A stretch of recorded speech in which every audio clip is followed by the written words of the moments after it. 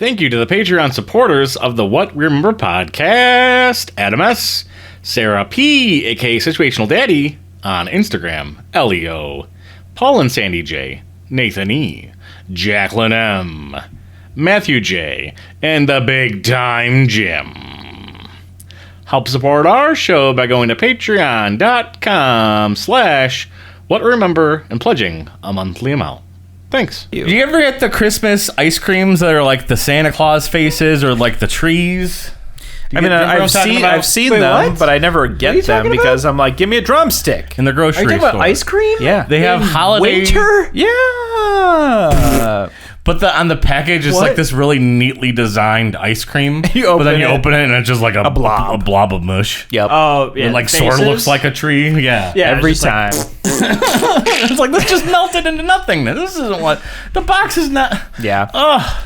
You hear about the Pop-Tarts people? The lady suing Pop-Tarts because they don't have strawberry Don't have enough strawberry in their Pop-Tarts. I want to maybe go after these ice cream people. False advertising. Yeah. Poor art style. Give me a nicer looking ice cream. Just how hard could it be to make it look a little nicer? That doesn't look like Sonic.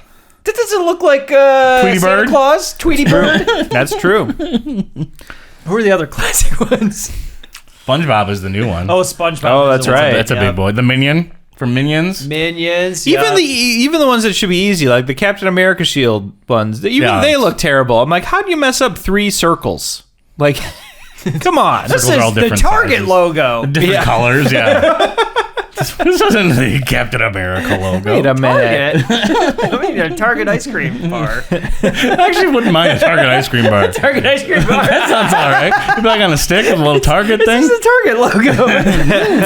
You can't even tell. It's Target. Wait a minute. This is Colonel Columbia. That's a different kind of thing. They should put their brand behind more things like that. Make a Target candy bar. You know? Why not? Yeah. Like a York peppermint patty, but it's like a Target shape. Ooh, see, I think that could Does work. Target make anything themselves? They have a brand. What's their brand? Their brand is, oh boy, Sweet and Taste Marketplace or something, maybe? I think it's like Marketplace. Okay, sure. Yeah. It's got in there. I don't know. Well, you'll know when this episode comes out because I'll put it on the screen by now. Oh, got him. There you go. Pantry Then we'll know. Fresh? Pantry Fresh. Marketplace Fresh? Hello Fresh. Wait. Hello Fresh. This podcast brought to you by Hello Fresh. Not yet. Get 16 meals if you spend $1,000. Right? It breaks down to exactly $15 a meal. It's perfect. Very affordable. I've done the math. Can't fool me. Can't fool. Can't get You can't get fooled by that. That's a trap.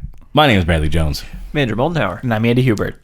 This is not a movie review podcast, but it's a podcast where we try to remember a movie that we haven't seen in a very, very long time. And Merry Christmas! Ho, ho, ho. Oh, that's why This is what we remember about Lethal Weapon. Were there 2 or 3 bad guys in Home Alone? And who was that forgetful fish in Finding Nemo? Join us as we're watching films. See what we remember and what memories we kill. Let's start the show. Here we go. This is what we remember. And people are going to argue, not a Christmas movie. There's not enough Christmas in this movie. That's what they sound like. But it takes place during Christmas? That's what I say. Yes. Does that count? I'm on that side of the fence. Die Hard counts. What side of the... Yeah, Die Hard 2, Gremlins, call it what it is. If there's a Christmas Day or a Christmas Eve in a movie, it's a Christmas movie. Yeah. I mean, it's that time of year. Like, as long as it's not just like you mentioned it once and that was it, but like at least show me a decoration or two. You know, maybe mention some presents. You're good. That's all you need. If a Santa Claus shows up, I'm not sitting here with some stopwatch. Like, you need 20% Christmas content in order for the FDA to consider this a Christmas movie. What about like Black Christmas? Does that fall? That's a non-GMO Christmas movie. Yeah, there you go. Yeah, non-GMO. That's a USDA approved Christmas or Christmas. Mm-hmm. Oh man. I mean, if it's that Christmas in the title, you're pretty much good. But that's got to be a gimme. Yeah, this movie starts with a Christmas scene in a way, I believe. Or at least I think opens. Maybe not the immediate open, but pretty close. Shane Black is always making movies set around Christmas time. That's his thing. Kiss Me Bang. Who? Yep. The Nice Guys, I think, is the Nice same. Guys. Yeah? Iron Man 3 has Christmas Yes, in it. that's his thing. He's a Christmas movie man. Yeah. Who?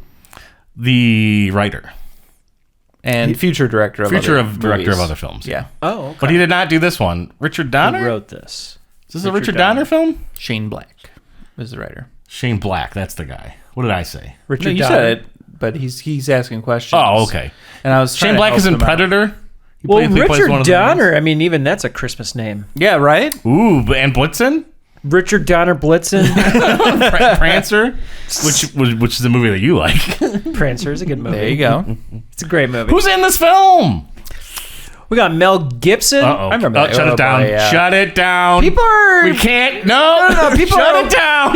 He's had enough times passed. I think people are okay with him. What happened was like... I mean, every day Daddy's there's home, more too. stories out that that dude is There's bonkers. more? Yeah. I was just reading another article about him like yesterday. What? By Yeah. the time this comes out, we're gonna have to Oh boy! blacklist it. Like he is my sock. he is quintupling down on everything insane. Oh no! I said so many. We're over that at the top of this. It's what women want, Andy. Oh, okay. They're very brave heart. Wow. Can you get one? Yeah, Lethal Weapon. He didn't pick up on the signs. Wow. Stop it. You're gonna talk stuff about Mel Gibson and then name all of his movies? Forever Young. Look, you just need to be a real patriot about it and just figure it out. Yeah. You know? One of these days, I'll pay it back. Ransom. Okay, go ahead. Did You say, actors? Did you say the other? other the lead? other guy, the other Glover, the Danny Glover, Yeah, from Community. Oh, no. Donald Glover. Dong Lover? Whoa, wait. Oh, Don Glover. His Dong Lover. There's that bit on Conan where he's like, man, I went 23 years not knowing my name was Dong Lover. It's all I can think about. The funnier thing, I think, is when you first started Twitter, you were at Don, because there's Donald. Glover. Don Glover. Yeah. It looks like Dong Lover. And it does. It's just like people, I was like, I don't know what to do, because like I was like 25 when I found out that my name was Dong Lover. Like it's just like I was like a grown man. I paid bills. But you didn't even never put two and two together. No, like I'm surprised no bullies ever did either. Yeah, like exactly. they're just like I'm gonna call you Nappy Head. Yeah. It's just like my name's Dong Lover though. Dong Glover.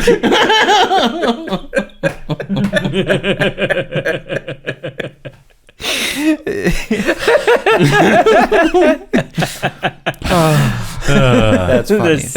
That's good comedy. Who's the villain? Who is the villain? Man. He was in Rookie of the Year. Give you a little hint, skis. Gary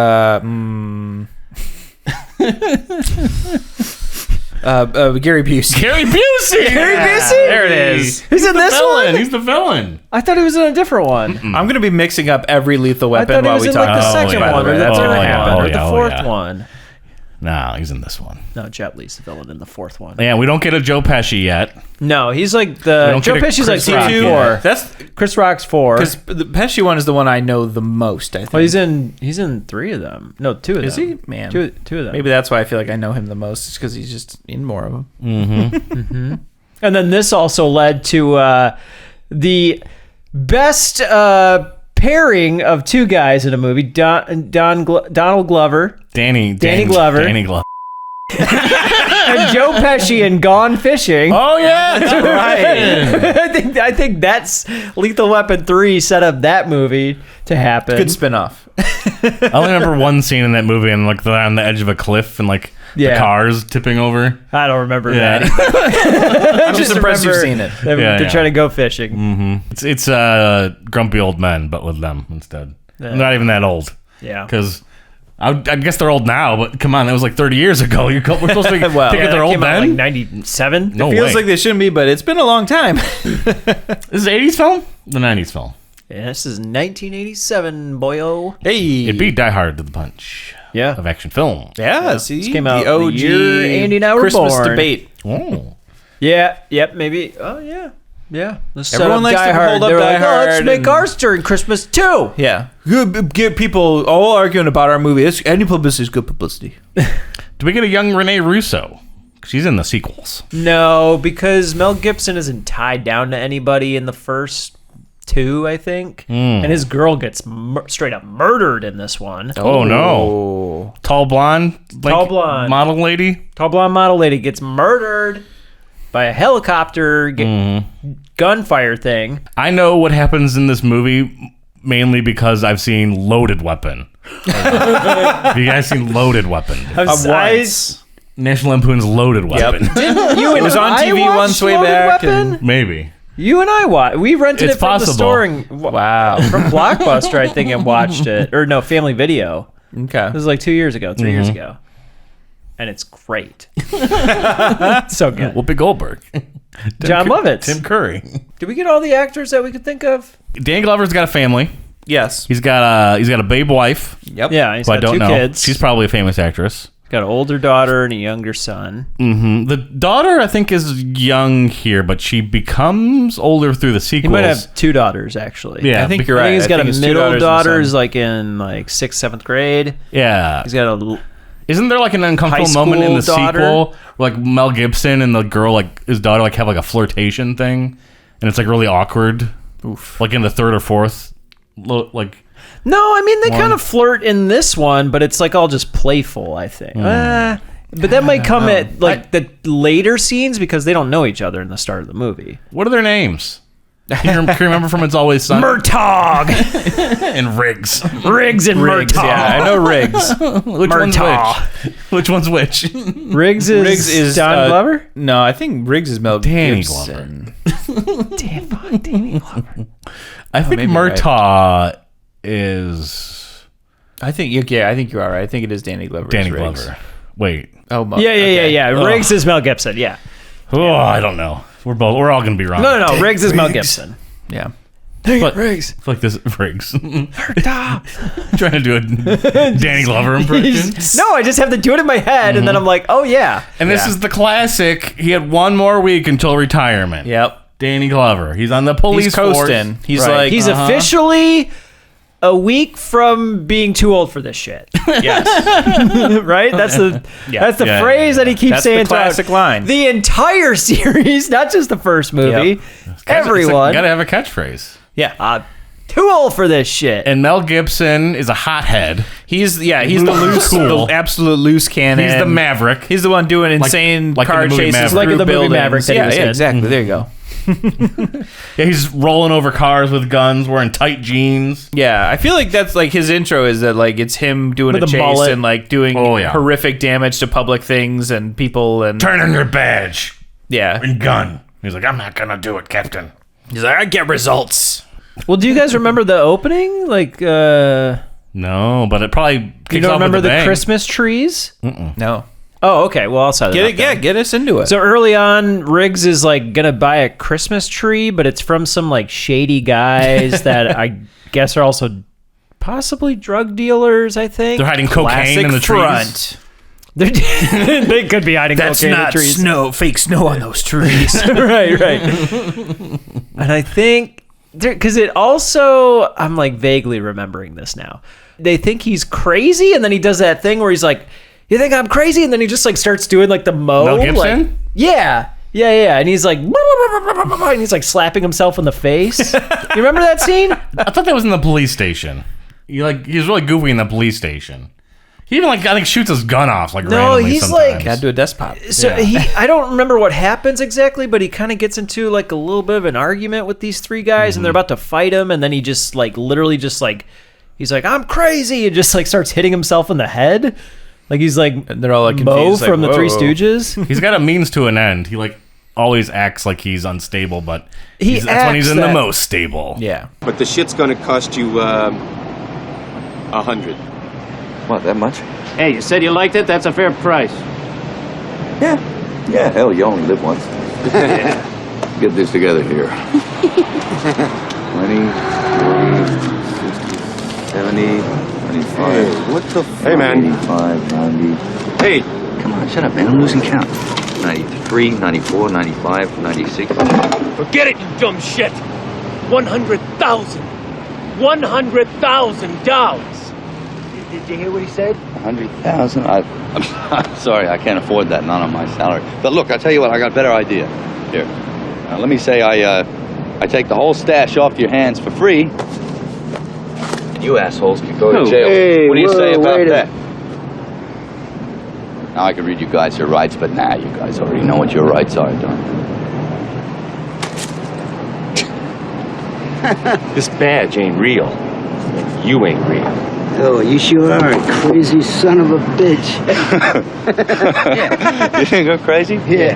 How you calling me crazy? You think I'm crazy? Yeah, you want to see crazy? I'll tell you. Yeah, he's a very unstable person, and He also like sees things that other cops don't see and things like that. There's like a guy that is like trying to escape from the police station. He like grabs him, like flips him over the desk, like beats him up. He sees like a cuffs loose or something, I think. okay. He's got those cop eyes. The things they can't teach you in police academy. Was he Steve Gutenberg. I don't remember what happened to him though, because he's like new to the force. I think he was on a lot of medication and stuff too, right? Or is he just He was like straight up on drugs? He might have been on leave for a little while. I thought it was maybe like I think so. They established basically that he's either like been to like bounced his around wife between die? police departments or something. Sure. His wife died, I think. Or girlfriend. One or the Yeah. other. Okay. I mean that sounds plausible. In Loaded Weapon, it's a photo of his dog that dies, and he like looks real sad at the dog photo. Okay. So I'm sure that happens. in this I'm movie. feeling a little there bit you go. weird about the idea of like his wife dying and his girlfriend dying in this. But I They feel die like at the same time. Wow. He's in a polyamorous relationship. He's devastated equally by both of them. It seems like a little too much. Really ahead of its for time one guy to movie. go through. Polyamorous Like, police officer. Find out his wife died and you're sympathetic, and then you found out his he girlfriend gets a also girlfriend. died, and Polyarmory. I did it. That's the name of the movie. Polyarmory? all right, that's a good one. That's a good one. All right. Put it in the back pocket. Wow. Hang Somebody, on to you Somebody can stop write me. that. Somebody stop me. if you want. Somebody stop me. Somebody stop me. Polyarmory.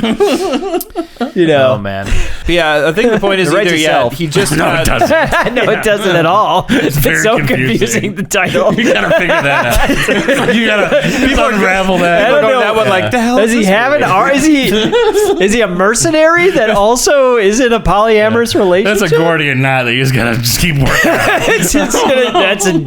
That's a 10-year mystery right there. It adds to the hype, you know. No one knows what it is. In a world. Is it in a world? I don't know. At this point, who knows anymore? But he's not from Australia, even though Mel Gibson's from Australia, right? Well, he worked so hard to get rid of his accent, I believe. Yeah. Mad Max. But I think it is either he's coming back from leave because of the last time he flew off the handle and just flew did off the something handle. insane, or it's like he's transferring in from another part where he I got think he's kicked out transferring. because he flew off the handle and it's just ridiculous. And I think like, it's the second one. No, you got me doing it. Danny Glover. Did he lose his partner? Like, did his partner get shot, or did like Mel's partner get shot? Like someone's partner, because they got to get partnered up. Yeah. Okay, maybe it wasn't his wife that died. Maybe it was his partner that died. Oh, maybe. But I think and maybe they that's also- that's why Mel Gibson only likes to do things solo. That's another thing I think that comes up. He doesn't want to be partners with anybody. And they partner him up with Danny Glover because I think the like captain or whatever, his idea is like, oh well, maybe like this will calm him down if his like partner is like 1 week from retirement. Yeah, I don't know. I'm not sure what the impetus of like making them be partners is. Because he can't. I guess he would have fired Mel Gibson if he could. But he's got to be like, you're just too good of a cop to get rid of you. So I'm gonna put you in The police union's too powerful. I can't fire you. I'm gonna put you with the least proactive, put him where he'll hum do, ho like, police officer we got in Danny Glover. Yeah. You Maybe know, it's just to show him the ropes of how to do it, you know, like you're at the end of your job, why not just show another guy how to do this? Yeah. And Danny Glover's the straight man. He does things by the book. Yep. Mel Gibson's a little fast and loose with stuff. Yeah. A little. A lot'll. Does he plant drugs on somebody and in hopes to interrogate them, or what? How extreme does I would not be surprised if there's a scene where he's like, I'll just shoot him in the leg. He'll tell me where it's at. Oh dear. Jesus, Griggs. Is Gary Busey the leader of an evil organization, or is he a businessman who's if it's too 87, high I feel up to be taken down? he's businessman cover story for his criminal enterprise network. Yeah, that's the 80s villain. Is this Gary Busey before his traumatic brain injury? Yeah. Okay. This is when he's got it together. Okay. I actually forgot that he was the villain. Isn't there a second villain? I thought there could be a hench. I thought or Gary Busey might have just been the second, because I would feel that both of our leads would have a villain counterpart. Yeah, that could be. Yeah. Oh, that's a good point. Is there a dirty cop in the police station? I guess I don't even really exactly remember what the villains are doing in this movie. Do we have two jerk cops in Beverly Hills Cop that are always rubbing in Murtaugh's and Rick's face how bad of a job they're doing? I don't know, but always giving them shit when they come into the station. The other guys of the movie? Yeah. Yeah, I don't know. I'm sure there are. They're probably a female officer too, maybe. I think there's a love interest for Mel Gibson. Well, there is, because he's got a girlfriend that gets murdered. Don't be around this guy. Yes. And a wife and a girlfriend both die? You gotta choose one. I know. Maybe they were the same person. Polyamory just yet. Well, that's why I was saying maybe. I think I like the idea the partner died, and he was also dating his partner who was also right. Yes, right. exactly. That's how you know why he had such a mental break. He's non-binary, polyamorous, don't and a police judge him, officer. Brad. Put another shrimp on the Barbie. Maybe nobody died. I don't know, man. But definitely his girlfriend dies in this movie. Did you already say there's a moment where he puts a gun to his head?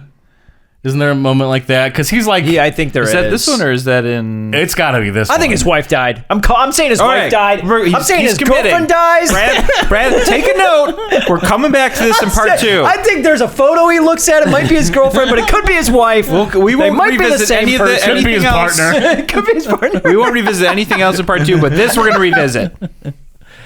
Because he's on the edge of suicide. He gives no F's. Yes, he has completely mentally unstable. done worrying about himself at all. Which is why he probably shouldn't have taken this job. He has no That's all he knows sense how of, to do, Andy. Yeah. He has no self-preservation. He also has a German Shepherd, I think. He's got a dog. He doesn't load a weapon, so who knows? Yeah. And he lives in a cabin. Trailer? Mm-hmm. That's the one that gets helicoptered down. He lives in a trailer on the beach. Mm-hmm. Yeah. Right. And it's a sweet-ass, loft space. It's pretty cool setup. Yeah, it's kind of it looks bigger than from the inside. Movie magic. It's like Doctor Who. Mm-hmm. He's always drinking too, Oh yeah. Oh yeah. Can we talk about the jazz? The constant jazz, the saxophone. Ooh, I mean, it's an 80s movie. That's what you expect. No, Lethal Weapon is known for the saxophone. It's like the lethal sax. Oh, lethal sax. All right. The music's gonna be great. I know it's gonna be It's all great. saxophone. It's so good. I like So this it. Christmas movie. Mm-hmm. So yeah, we have this Christmas tree buying bit. What else do we have? That's Christmas? That's Christmas. Christmas songs he turns on the radio. Jingle bell. Is Danny Glover trying to find the perfect gift for his kid or something the whole time? Jingle All the Way. And he finally finds it, and then in their very last chase, it gets crushed. And he's like, just dang like it. his But hopes then and Mel dreams. Gibson shows up and he's like, I got a new one for you because I care about you now. They have to have a moment like that where they're gonna tear each other's throats out. And then suddenly they come back together when there's a piece of the crime that just falls into place and they have to work together because they definitely have the falling out. Yeah. But part of the charm from the whole series is in the first one they are very much at odds, but after at the end of this movie and into the next one's they are now genuinely brothers.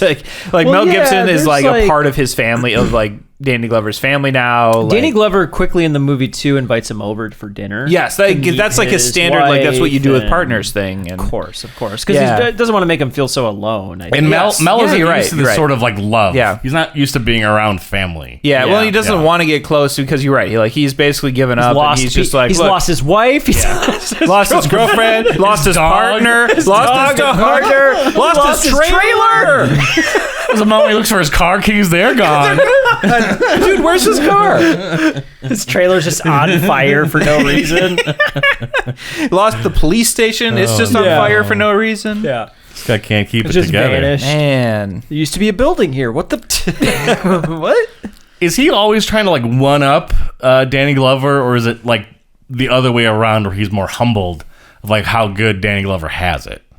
Does like Danny Glover's family think like Mel Gibson's like the coolest dude in the world? I think there is the part where he like I feel like he kind of pulls back and kind of runs away from Danny Glover. Like when he's doing all the family stuff with him, he's just like, look, I don't want to get involved. Like I don't like the connection because last time he got connected to something, he lost it. His dog white girlfriend died. Dog white girlfriend partner. Yeah. So he definitely withdraws. He gets mad, like he does. Yeah, you're right. I think he like kind of storms out. He's like, I don't need this. Like, stop showing me all this pity. I'm fine. And like, you're not fine. Are they just trying to like solve like the big drug case? Is that what the thing is? Like, it's What do got to you think the be thing like is? they stumble into it kind of thing. It can't be like they're assigned this case. Yeah, right? they're cops, so they figure like they track leads and they probably canvass like a neighborhood. I have to believe that knock they on get some doors, knock on some heads. It's so bad. I wish I knew anything about. It's got to be an interrogation enemy scene plot, like, where it's literally good cop, bad cop. Like they've got to get like some. How do you not do that? They've got to get some baby case where they're like, we gotta go. There was a report of a kid with a stolen piggy bank. We gotta go check it. And like when they're Lethal investigating Weapon. it, like Mel Gibson's like, wait a minute, I see an entire drug ring operating out of this warehouse next door. Let's get them. Well, Lethal Weapon 2. Which one's We're the not bomb? talking about that one. The bomb in the bath Because tub. Which of one's that one? Family 3? Guy, they helped me understand that Lethal Weapon 2 is the guy who has diplomatic immunity, and then Lethal Weapon 4 is with Jet Li. We're not talking about either of those movies. I don't know anything about Lethal Weapon 3. Which is the one where they have to protect a witness? That's Joe Pesci in the sequel. Yeah. Then is that the bomb in the bathroom one? Which one?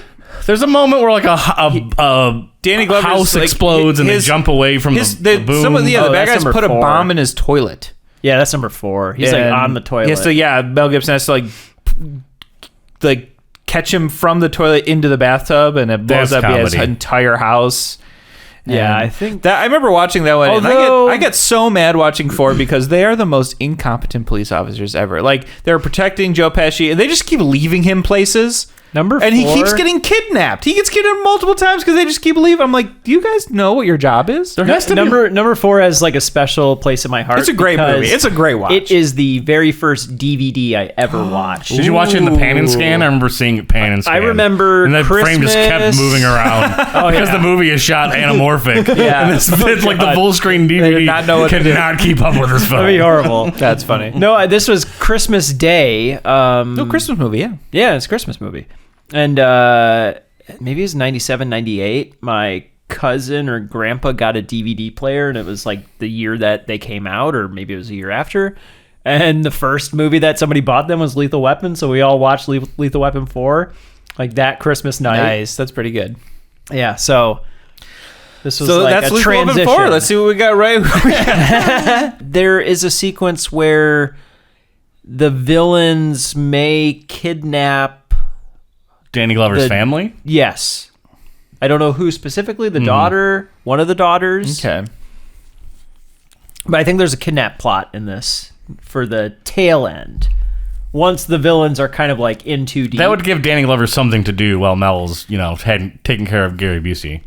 Well, Yeah, it gives Mel Gibson a chance to be like, oh man, like I care too because I Yes. learned to care, and now I think it's that rescue turning him. point that you're talking about right there is when he learns that like somebody in the family who's not a police officer, not involved in any way, got kidnapped. Then it's like more serious. Yeah, I feel like I do remember a scene where like Danny Glover's explaining to his wife about like how Griggs is like really messed up, and like they really need to like be nice to him. They're trying to like rehabilitate him is sort of like what he's saying. So he's like, we gotta, he might be a little sensitive. And then he comes like swaggering in, doing all the crazy stuff. And his wife's like, at first. But they all come to love him. I'm just remembering just a few scenes. The girlfriend getting murdered, the Christmas trees, and the kidnapping. And that's like, there's I'm a like big, piecing together just those moments. There's a big fight in like a mud pit or like a house that's like being built. It's like in the suburbs, and Gary Busey and Mel Gibson are just like slugging the shit out of each other. Is it raining? It may be raining or snowing or whatever. It's you gotta add some sort of element. Add to the mud. 4 has them fighting under a pier, and it's like very realistic fighting. Yeah, it's like just two. It's like there's no fist fighting. There's no like fancy cuts or like big choreograph. It's just like how two dudes would just slug it out, and they're getting tired and stuff too. Like it feels like a real fight. They both go and get it good. Obviously Mel Gibson wins. I'm not sure how. I'm sure Gary Busey gets like choked or gets like shot or put through a rail or something like that. And I think there's got to be that moment where like all the police show up to like see what's happened, and Riggs and Murtaugh are like bloody and like but they're muddy sitting there like back to back. They just start laughing. Yeah, and they're just like so hurt. Credits. Yeah, and the credits. Yeah, I think it's it like zooms out. Yeah, it's probably like probably Jingle Bell Rock or some like Christmas song plays when the helicopter. He's like, I'm shot. too old for this shit. Yeah. Merry Christmas. Happy New Year, motherfucker. Bam. Wow. Should have given the present first. Samuel L. Jackson just shows up for that one scene, then leaves. All right. Anything you got before we give it up? Let's give it a go. I'm so excited to watch this because I know it's a good movie. Yeah, this is gonna be great. And I know that girlfriend dies. For the dog. For the wife. For the partner. We'll see what we got right, what we got wrong in part 2 of Lethal Weapon. Oh man.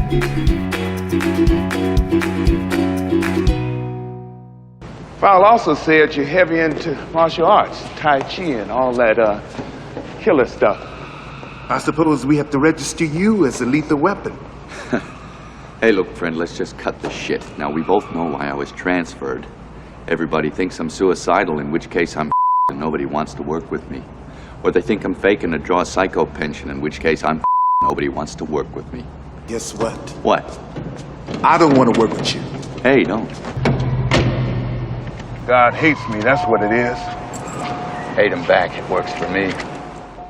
Welcome back to the What Did One Shepherd Say to the Other Shepherd? Let's Get the Flock Out of Here podcast. We watched Lethal Weapon.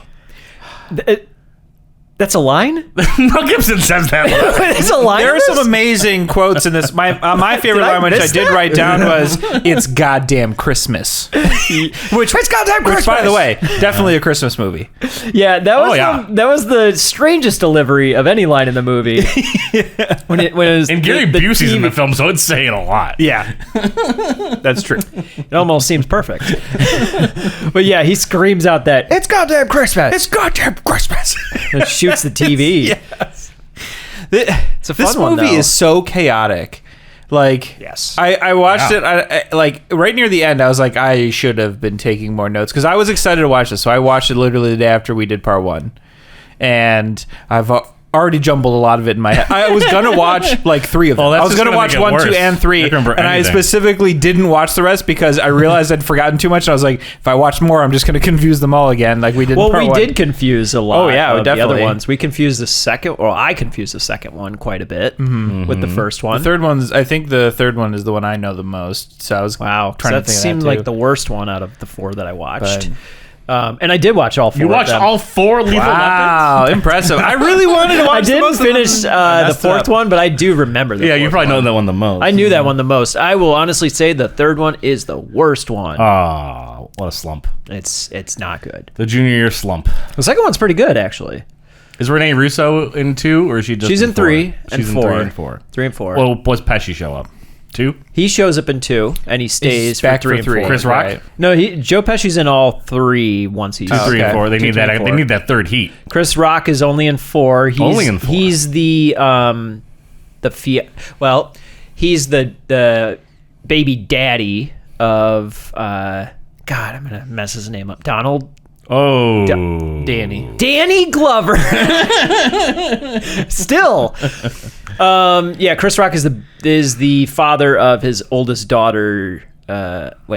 Father of his oldest daughter's unborn child. How in the fourth old one. is the daughter supposed to be in this film? Because there was some seemed like uncomfortable she's like scenes. 16. It seems like you were right. There is a very flirty. She's flirting with Mel Gibson's character. 14. Now I can appreciate that he clearly is just amused by it. He's just like, haha, yeah, like it's a teen, and he's kind of ribbing Danny Glover about it and like joking. But like she is for sure like, oh my, hi. We didn't get the classic like foot under the table scene. Yeah, so I'm glad that didn't happen. Yeah, that would have been. But she is like. She seems like she's 14 to me, 15 maybe. There's a moment where she's like in a very sheer shirt with her hands tied above her head in like a warehouse, and I'm just like, this is making me uncomfortable. I immediately had to look up the actress's age. 27. Wow. Never would have guessed that. Birthday was in 1960. Jeez. She's as old as my mom. I will say, like, that's where my mom was born. The intro, Danny Glover's intro is the entire family bursting in on him while he's taking a bath. Oh, yeah. And they're all just like, happy birthday, Dad. He's got that big, beautiful beard. In the tub, naked, I guess, and they're all hanging out. The movie starts with him with a beard. Yeah, that's right. And the daughter we're talking about is the one who tells him to cut it. Yeah, because there's gray in the beard. Like, it makes him look old. Dad. And so he shaves it off to look younger. Did they shoot that scene last or first? You know? Ooh. Did he have the beard going in, or did he have the beard going out? It's probably just easier to grow a beard and then just shave it and move forward. But I don't know. Danny Glover is 41 in this. Yeah, movie. like he's playing 50. I was saying, I always thought he was retiring from the first movie, but he doesn't retire to the fourth movie. He's not retiring in this one. He's too old. They never mention it. They just mention that he's like a senior cop is all, and so I always thought because he says he's getting too old for this shit, and I watched the fourth one too many times, and he's always just retiring. Yeah, I was always assuming that he's just 1 week away. Every single movie he's retiring. He just doesn't do it. Yeah, he doesn't commit. Putting it off.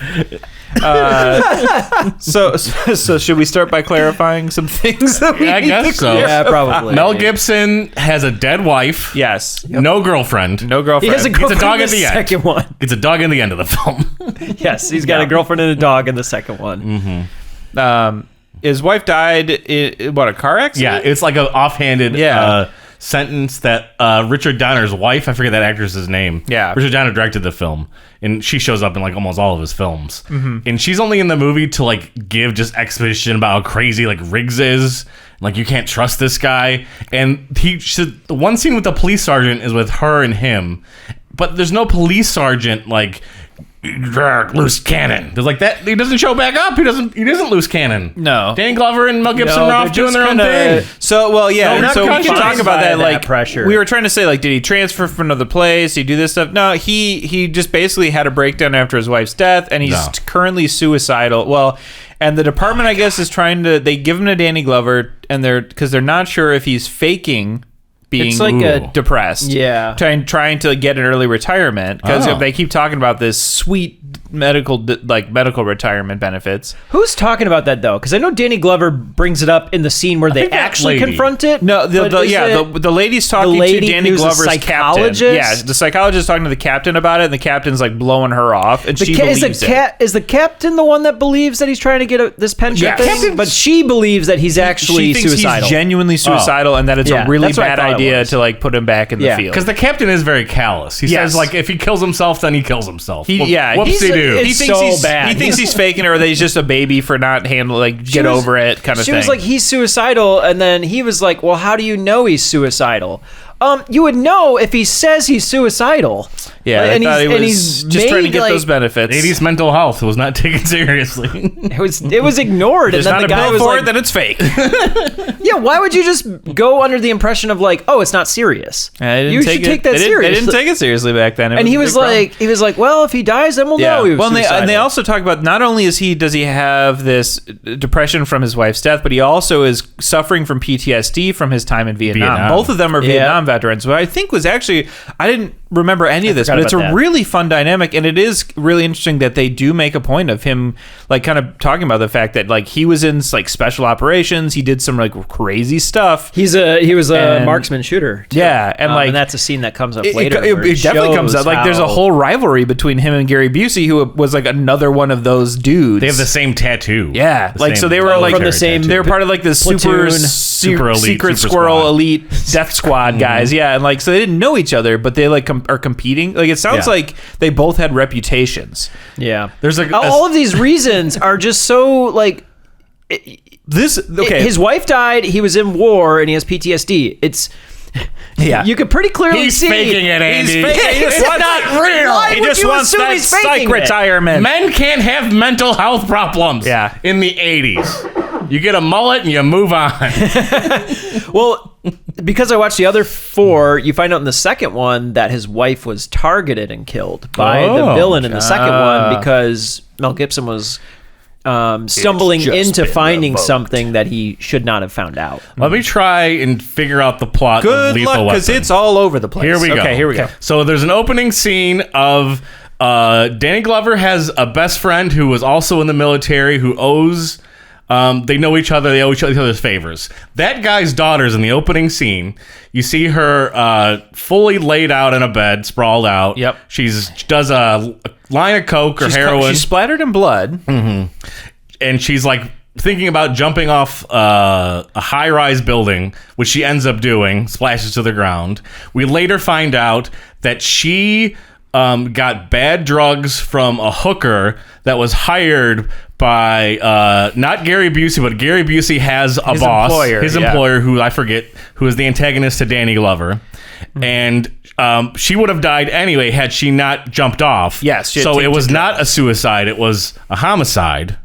And then her dad gets shot by Gary Busey in a helicopter. He knows too much about a heroin thing that's happening within the movie. There's like a big heroin shipment coming in. So like Gary Busey's boss like started up some heroin business, I think, with and hires a bunch of dudes who were the special ops dudes in Vietnam. That boss is using the dead girl's dad as like money laundering. He's their accountant. Yeah, like he's like he launders the money. But through his businesses. He's turning to the cops. They're threatening his daughter again, but it doesn't matter because Gary Busey ends up killing that guy anyway, which puts Mel Gibson and Danny Glover on the scene. And moments later, after like all this happens super fast, they think they kill Mel Gibson, but they don't kill him. Yep. And they end up stealing Danny Glover's daughter. And then Danny Glover has to meet them in like a desert to do an exchange of information for the daughter, but he doesn't really know anything. And there's a big shootout there in the desert. Somehow Danny Glover, the daughter, and Mel Gibson all live, even though they're way outnumbered. And their plan doesn't ends up not working. I mean, it works for a bit, and then they still get all captured in the end. And you're like, oh, like they were gonna kill Danny Glover. Like they made that clear he wasn't gonna leave the desert. And then they just capture all 3 of them after and they're like, well, we're not gonna kill any of you. We're just gonna take you to our lair. Yep. And the guy from Die Hard that eats the candy bar. Well, also the guy from Big Trouble in Little China. Yeah, it's the same guy. The same guy. Is there as I was so happy to see him. Mel Gibson's torturer. Mel Gibson ends up killing him. Yeah, and he's being tortured by electricity, water. There's water dripping on him, and he's being hit with like car battery cables or some shit. Which I thought was really funny because they talk about like the Gary Busey's talking up the dude. He's like, this dude's forgotten more about torture than you'll ever know. And like the dude shocks him a bit, and then like he goes to Gary Busey. I don't know anything anyway. And he goes to Gary Busey. He's like, I don't know. I feel like he would have told us if he knew more. Like, that was it. That was the extent. Like he sounded even very funnier incompetent. too because like he's getting shocked and he's like wrestling and stuff, and then Gary Busey punches him, and then Gary Busey gets shocked too. Yes, I did like that. Him. Yeah, he hit him while he was getting shocked. He was like good, causing damage to himself. There were some weird moments of realism in this movie, like when they're on the shooting range. Like everyone's being really good about wearing their ear protection, like which does not happen in movies. Like there's just weird things in this where like someone was paying attention to the details. And on the flip side, there's goofiness. Yeah, and then Stooges comedy packaged up in this bundle of insanity. Here's one moment. I mean, definitely I talked about the Three Stooges moment with the Christmas trees in the beginning. But another moment that I thought was goofy and didn't really play that well is the scene where super skinny Jim Belushi lookalike shows up. I know this guy. And he's apparently, I don't know, maybe he's some type of dealer with the drugs. Yeah, he's like handling the shipments coming in. Right. This whole sequence is basically to show how bad the bad guys are. Yes. And what do they do? Yes. Okay, I do know what do they do to prove how bad they are? how badass they are? Yeah, how mean they are. Oh, grabs Gary Busey's forearm and then proceeds to burn it with just a lighter as if they're 14 years old. I was like, burns it. Is that as like dangerous or aggressive or like threatening as you could possibly be? Well, and it would seem so strange. Like the dude was like commenting, he's like, you got all these weirdo mercenary dudes coming around, and the bad guy's like, let me show you why. And I'm like, all you've done is confirm exactly what this guy was already saying, that they are weird and crazy. Like, yeah. I mean, I guess you are positioning yourself as in don't mess with me because look how insane we all are. But at the same time, I was like, it was a bit kind of silly too. Bit, yeah. I mean, it's of course like he's burning his arm, and it's like, why are you doing that? But at the same time, he does say, go see the doctor. He's like, go downstairs, see Dr. Melvin about it. Yeah, go get some make sure you're good. There. Put some Neosporin so it doesn't scar. I can imagine take a few days, having like an ascot on and like a pipe and stuff. Right. So the boss is from other things. I know him most from being the dad in Dharma and Greg. Dharma and Greg, yep. Oh, you're right. I knew it. I didn't realize that. He's in a lot of other stuff. I didn't even. But that's where you really know. There's even some like black and white like headshots of him. So he's been acting for a long time. Greg's dad, I believe, in the show. Yeah. Man, that show was great. I watched that show all the time as a kid. Man. This movie is so insane, and in the best way. Mm-hmm. Like, and I will say, the two leads are so fantastic together. Yeah. They're perfect. They are so charming. This is one of those movies where I feel like it could have easily not worked at all, and it works so well because the two of them are so good together. My favorite scene in the movie is so subtle and quiet. It's when they're pulling up to like the big mansion or whatever, and the camera's just like behind them in the back of the car, and they're just like quietly chit-chatting to each other. And it's like you can't even like quite hear what they're saying, but they're just like having like two dudes in a car talking about what's happening in front of them. Mm-hmm. It was great. There's a couple. There's a lot of great moment where they're standing like where the first time that he comes over to Danny Glover's house, and there's Greg's just standing there. They're just chatting, and they're like kind of joking about family life and the kids, and just being regular people in between the insane stuff they do. And it's like it's great humanizing stuff, and they play so well together. I don't know. It's nice to really see like those human moments because what Mel Gibson needs, and they're not like the crazy 80s Superman guys. Yeah, like they're Mel two Gibson, regular cops, and I don't know. It was really fun. Does Danny Glover really get anything out of the end of the film and change in any way? Does he like meet Mel Gibson in the middle somehow, or is he? He's not as too old for this shit. Yeah, that's what I'm trying to say. And then Mel Gibson isn't as suicidal near the end. I guess in the sense he was upset at having a partner at all. It sounds like he just normally does have stuff one alone, and he was really annoyed that he was getting assigned one, especially one that was like supposed to be. But he seems like a nice guy. Like who wouldn't want to hang out with Danny Glover? That's right. He learns that he's like, oh wow, like we're best friends. He invites him to dinner, hangs out on a boat. Yeah. Yeah, I like some of the moments where he's like, at the end of the dinner, he's like, hey, did you really like my wife's cooking? And then they sat there for a little while, and he's like, no. Right. And then Danny Glover smiles, because he knows he meant yes. Because he knows it's bad, yeah. Well, he knows it's bad, but he knows he also enjoyed being over. Yeah, he liked being there. And that's like that's a nice little bonding dude's chatting on the boat with beers after like the dinner with the family. Like, it's just a good like bonding scene for these two guys. And Danny Glover gets to show off his dadhood when the daughter comes by to like ask to go on a date. Yes. Like, she's grounded for doing marijuana. Yeah, right. But then Mel Gibson talks about how marijuana's not bad. Yeah. Right, yeah, very progressive. I was like, that's really interesting for the war on drugs in the 1980s. Yeah.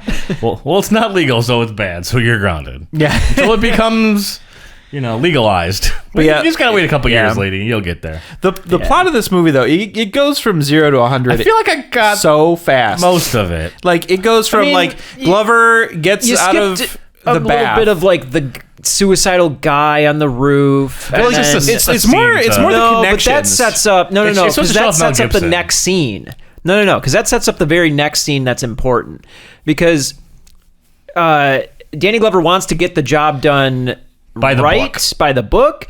Mel Gibson goes up there and basically handcuffs him to the suicidal guy to the jumper, because he's suicidal too, and he doesn't really care. He doesn't want him to jump, but ultimately he jumps, and it leads to the next scene where they go into this like abandoned, I don't know, storefront, And then Danny Glover like confronts him, like, "Are you actually suicidal? Prove yourself." Oh, and he gives him a gun. Right. And then it gets to the point where he actually like he puts it at his forehead, and then Danny Glover's like, "No, put it in your mouth." Yeah, it's a pretty and it gets scene. intense. Right. Even before that, he has the scene right after he finishes the tree bust.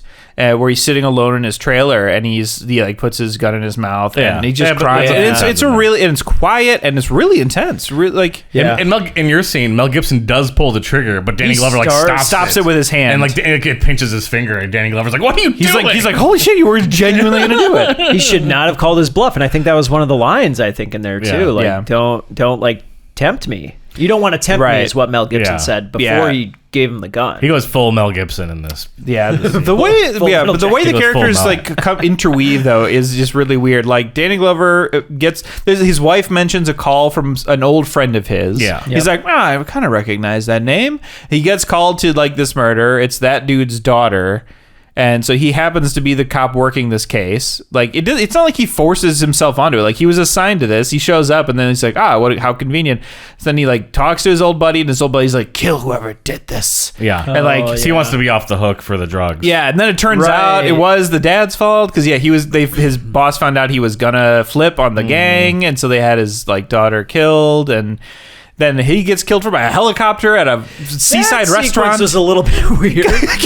Mel Gibson's like shooting his gun like super far up. He's like, "Tell me a little bit about this thing," and then a helicopter just out of nowhere. Yeah, he's really awkward. I was like, what did he have, like a recording gun that he was listening in on this? How did he know he was talking about this? Before he gets shot, the guy grabs like a full carton of eggnog. Yes. It's just like, you're absolutely right. And he's like, he just starts chugging some eggnog. Who does this? And it's a Christmas movie, damn it. The guy who gets shot. Oh no! And there's a moment I hope he gets shot in eggnog. Well, he's holding the eggnog in such a way where it's like right in the middle of his chest. Yeah. It's so good. Oh my god. It's like right in front of the squib where like everything could just blow out through the eggnog. He's holding it like super like uncomfortable and weird. Yeah, it is a weird bit. And then they really got their money's worth. They really got their money's worth with that helicopter. That helicopter shows up in like every single scene with the boss. The helicopter's going forward. Great. That boss is like, "Look, I bought a damn helicopter. I'm going to fly a damn helicopter." Yeah. I also appreciate when anything has the villain travel in an RV, as if like that's the opulence of his life that he's living, because he's calling from a car phone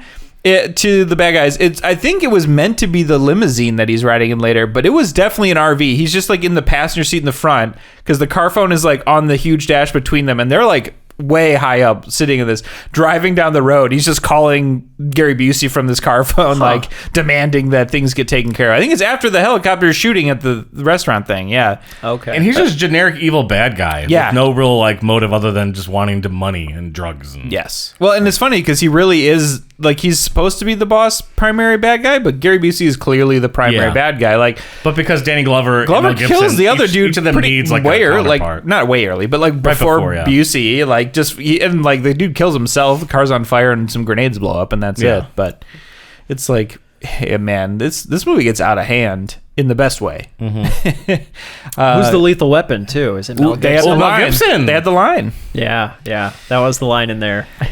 You're a lethal weapon. I also kind of forgot about 80s Mel Gibson. I'm only really remembering 90s Mel Gibson. Mad Max? Where he has just a regular American voice. In this one, you get a little bit of the hint of the Australian accent you do. coming through.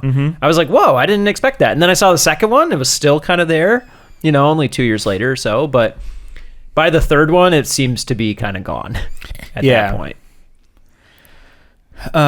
Brad, did you get the shout out to one of, I think, our fun drinks from childhood, Canadian Mist? I didn't see that. Got a shout out. I think Danny Glover offers that. It's like in his fridge or something. He's like, "Got Canadian Mist. There's Canadian Mist in there. You want a Canadian Mist?" Like, there's a couple of moments in this movie where it like grounds it in reality in a neat way. Constantly, like in the background of scenes, like Mel Gibson will just have like Looney Tunes on, or like Danny Glover will be just in his living room and you'll hear like Family Feud or something happening in the background. And it just really shows these are just like normal people and like everyday life, just like hanging out, watching TV, just chilling, just like. Do you think like the Looney Tunes thing though is like just to add like a juxtaposition emotionally for like where Mel Gibson is. Hard to and say. what he's If it had watching. intention. Yeah, kind of. That's a good question. Well, to go with your point, the Family Feud thing where Danny Glover's got his family. Oh.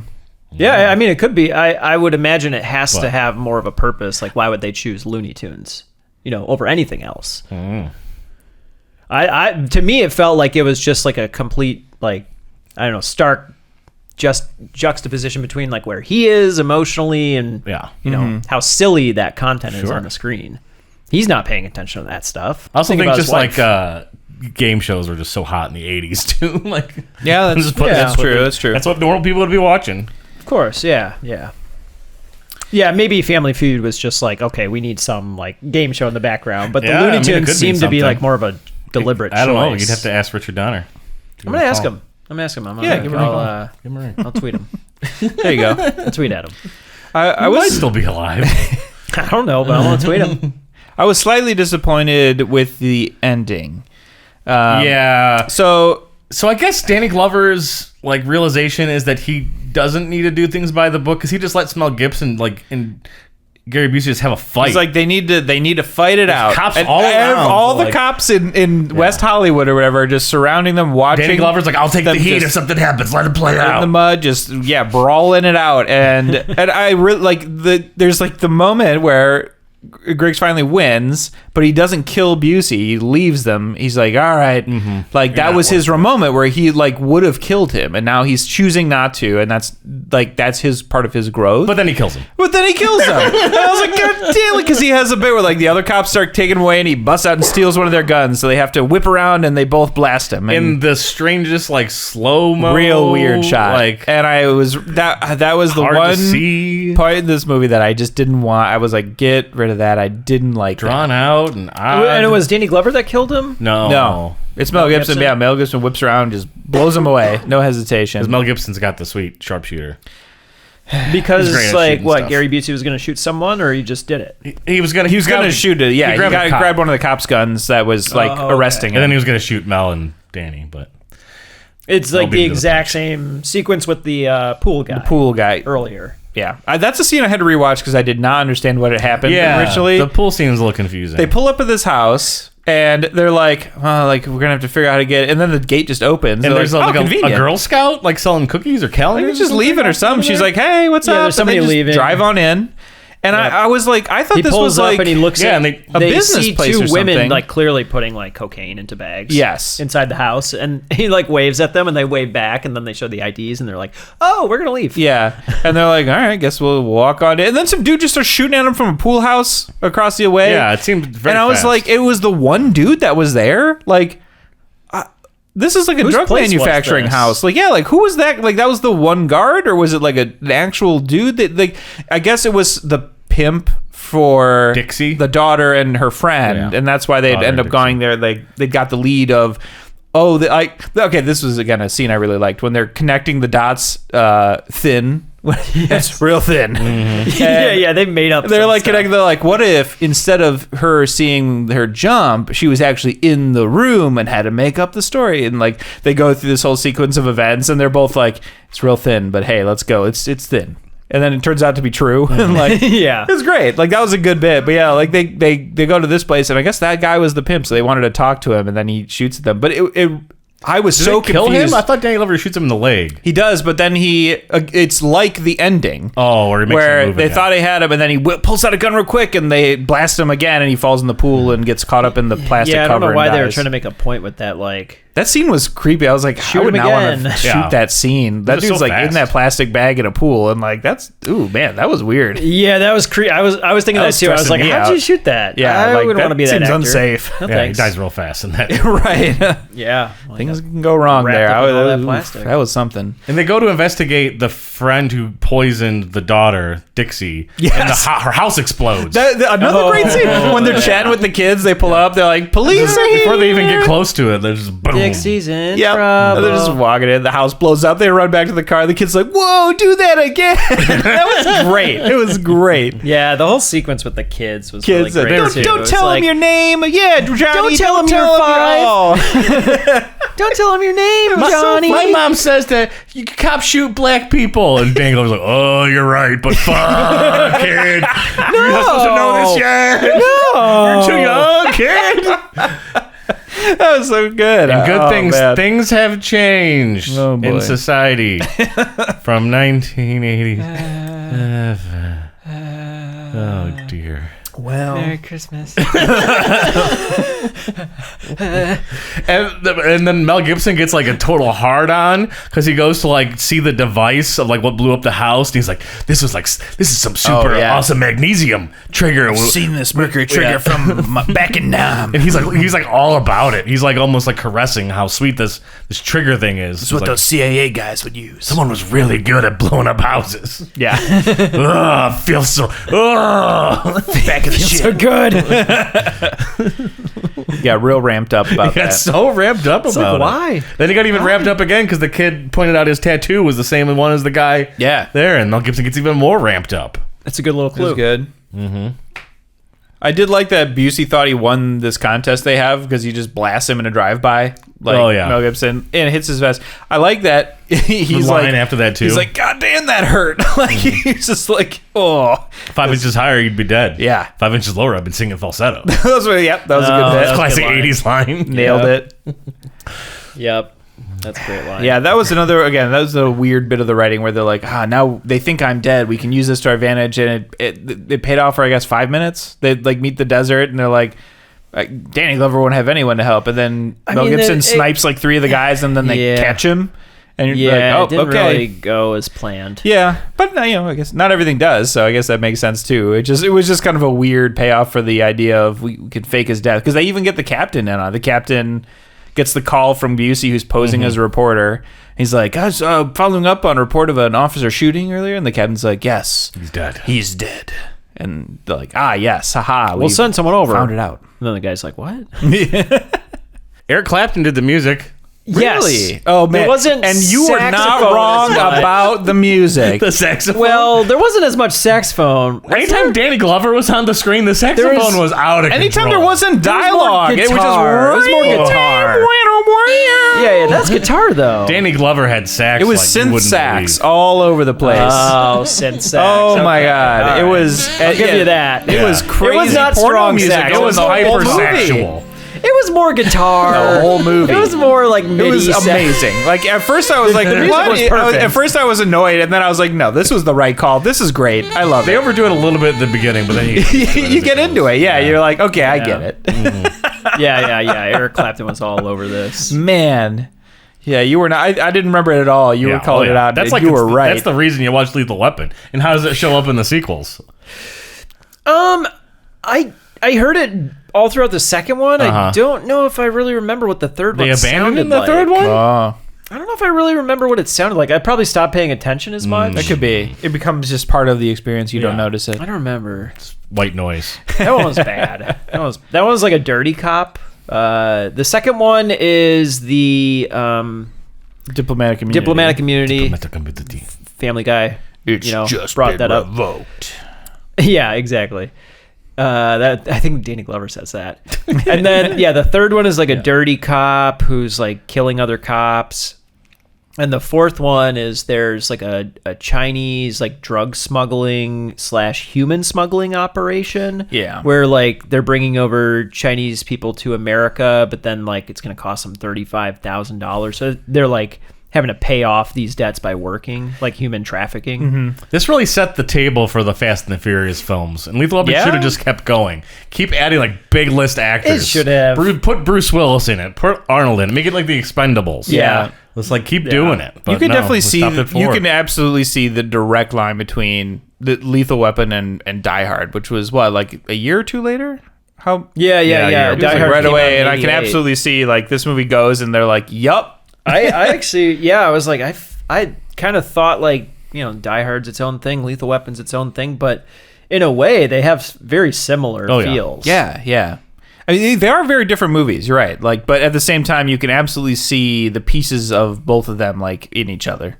Yeah, they seem like they coexist quite well. Yeah, you know. Well, they both bring in like feel like the same movie just written differently. Yeah, in a way. you're right. Yes, but bringing in the everyman cops in contrast to the '80s action heroes, the buddy comedy, and the buddy cop. Yep. Yeah. But man, this is a good watch. This was great, man. I don't know if I was warned about male buns. Oh, that's right. I forgot to say. I didn't remember. We did not talk about. I didn't remember. We watched some Gibson buns. We watched that one movie. I forget what's the movie we watched already with Paul Walker? I already forgot it. The one with Paul Walker? Fast and Furious. That was Jeepers Creepers. No. Joyride. We watched Joyride, and I said if we ever watch another movie that has male buns in it, you need to warn me. Buns or was it Steve Zahn's buns? Both of them. You see double buns. Double buns. You got double They buns. had to go naked. I have a double buns quote from Andy Hubert. I'll have to play at some point as a soundboard. Double buns. Got double bunned. I got single bun here. Single bun here. It was good. Yeah, Mel Gibson's buns. Yeah.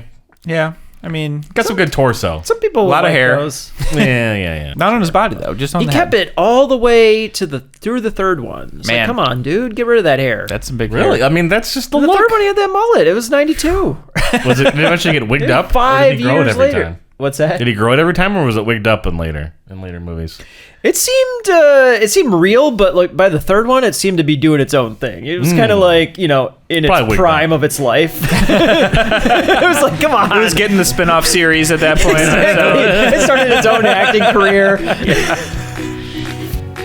Thank you for joining us on that episode and every episode that you do. The next movie we're doing has the tagline, "Revenge is a dish best served dirty." We remember dirty work. Meet Mitch Weaver. Hey, that's my shirt. In the game of life, he's losing his shirt. You're not fit to wear this shirt. Mitch can't hold a job. You're fired.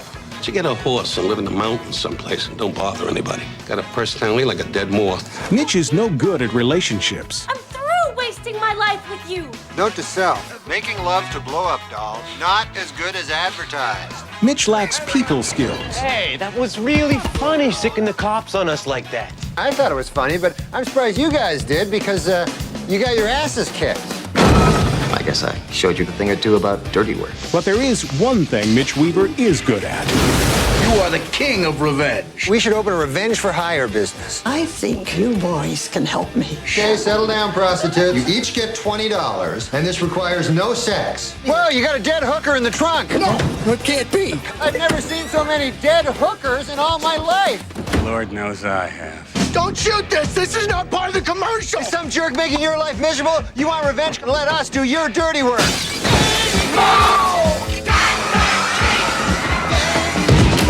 Yeah! Norm Macdonald of Saturday Night Live. Hey, I think he's got his thumb up that dog's. Chevy Chase. What happened to your foot? When you owe Bookie a lot of money, and you say blows off one of your toes, you still owe him the money. Doesn't seem fair to me. For anyone too weak to fight back. We're in prison. You know what prisoners do to each other all the time? All right, let's go. You sure you don't want him to? For anyone who's ever landed on the bottom, your time has come. You didn't count on my loyal army of prostitutes, did you? Are you ready for some crazy rough sex? When I say let's go, you go. Time you shut your cake hole, you'll go. Hey, movie line. How's that looking, baby? He was supposed to keep driving. Dirty Work.